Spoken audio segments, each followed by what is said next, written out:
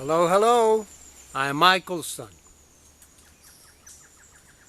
In Excerpt 12 of Letter 3, which we read today, the Spirit refers to that famous episode where Jesus drove the moneylenders out of the Temple of Jerusalem violently.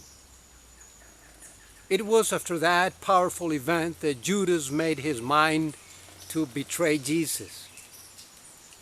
Please enjoy the reading.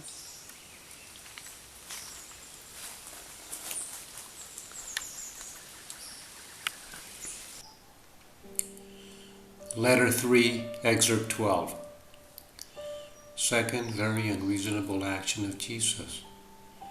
In the Temple of Jerusalem, his wrath is aroused for the shouting and loud complaints of the moneylenders. He pushes the tables over, scatters their money, and drives them out of the temple violently. And so he manages to enrage the priests and Pharisees. They persuade the people that Jesus is an evil influence and should be removed before he manages to bring down the wrath of the Roman governor on all of Palestine. His disciples are ashamed and very annoyed by his actions. Judas decides to betray Jesus. I took my disciples to the temple. It was many years since I had been there, and I knew my visit would serve to set in train the events which would lead to my crucifixion. Some of the people recognized me, and in response to their requests, I began to teach them. More people gathered and crowded the moneylenders, who began to complain. Their shouting and loud complaints broke my train of thought as I was teaching. Suddenly my wrath was aroused. Here were people earnestly gathered around me, wanting to hear the words of life, which soon I would not be able to speak to them. And here there were the moneylenders who made their living by selling livestock for sacrifices, which did the people no good whatever. These men only brought people into debt and misery. I felt a rush of blood to my head and pushed the tables over, scattering their money, and I drove the money-hearted men out of the temple. Now there was a great commotion of shouting and screaming. Some people were scrambling to pick up the money. The moneylenders were calling down curses on my head, denouncing me as evil, as one doing the work of Beelzebub and 1,000 other devils. The priests and Pharisees and all the people who set great store by the sacrifices in the temple came running together to find out the cause of the noise and confusion.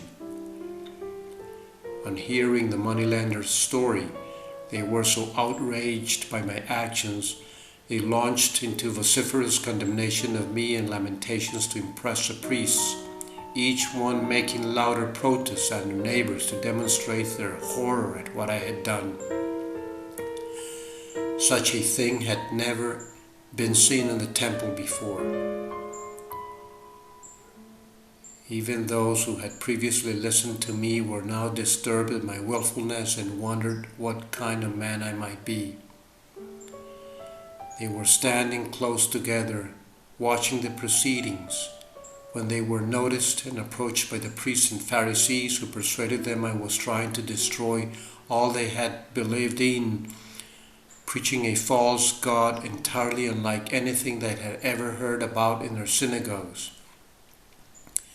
The priests passed on their own outraged anger to the people and convinced them that my sin would contaminate them also if they persisted in listening to my madness.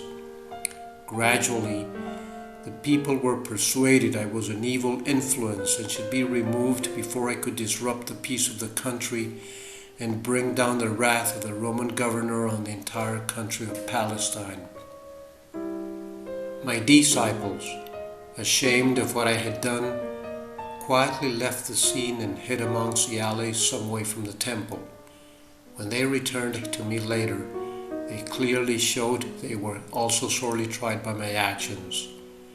They wondered whether I had taken leave of my senses, gone mad, prophesying my death and then doing those very things which would probably be the cause of it.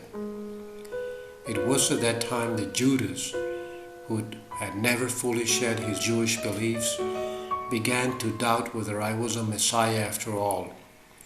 3 years I had taught the people, and there was no lessening of the Roman rule. 3 years, and people were no nearer the happiness I had promised them. And now it seemed that I was about to become a disturber of the peace, bringing down the wrath of Rome on their heads.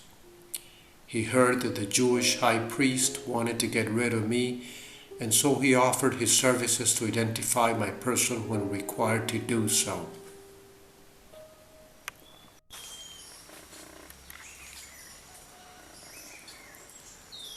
Hi. So how did you like the reading? Well, the end of letter 3 is really near. We have 2 readings to go to cover the Last Supper and what was truly said in that night, on that night. And we have 1 reading to cover the death of Jesus and the truth about the resurrection, and 1 reading containing the final closing words of letter 3. So that is 4 readings to go. Thanks so much for being here with me today. Please subscribe to my channel by clicking the button below. Give me a like if you like this video, and please, or I should rather say, thank you so much for sharing this video with your friends. I love you all. I truly do. Hasta la vista, amigos.